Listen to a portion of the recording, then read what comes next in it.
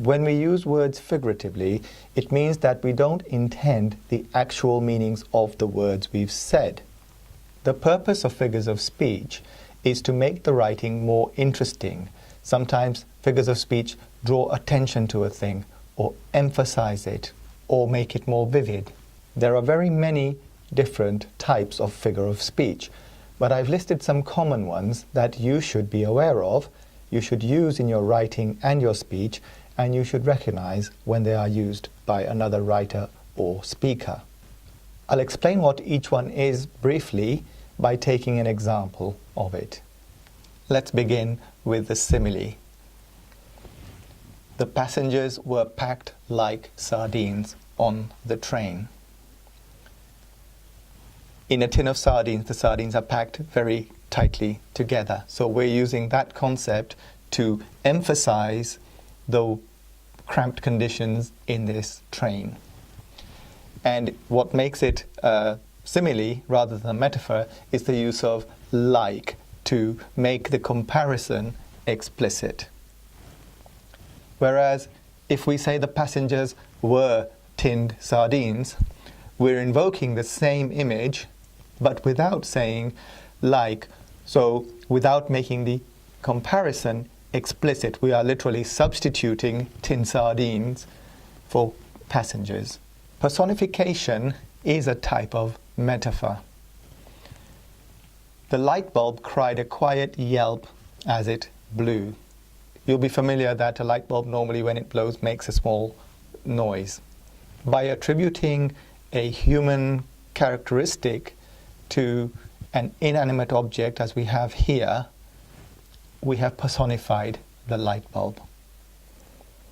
So personification is the attribution of human characteristics to inanimate objects or to animals or even to abstract ideas.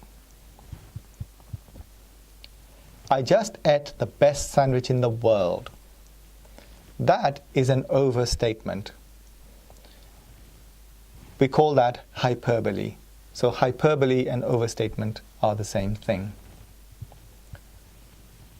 Her score of 100% was not bad is the opposite of overstatement. It's an understatement. So an understatement would be the opposite of hyperbole or overstatement. Referring to her score of 100%, a person might say, was that the best she could do? That's a way of saying, well done. We don't literally mean, was that the best she could do? We're being ironic when we say that.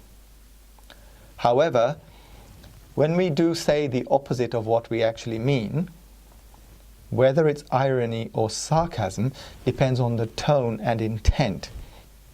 If we've said the opposite of our true meaning, but the intention is bitter or offensive, then it is sarcasm.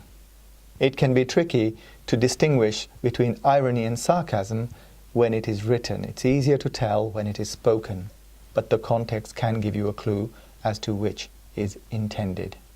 Finally, an oxymoron is an expression where apparently opposite or contradictory terms are placed close to each other within a sentence, such as cruel to be kind, lazy effort, perfectly flawed, friendly fight, slight disaster. Coming back to example 1, we could say that packed like sardines on a train is not only invoking a comparison, but it's also a little bit of overstatement. You could say that as well as being a simile, it is also hyperbole or overstatement. These figures of speech and many others are commonplace in written and spoken English. It would be a good idea if you try to catch yourself when you use any of these figures of speech. Whenever you read or listen, try to identify particular figures of speech.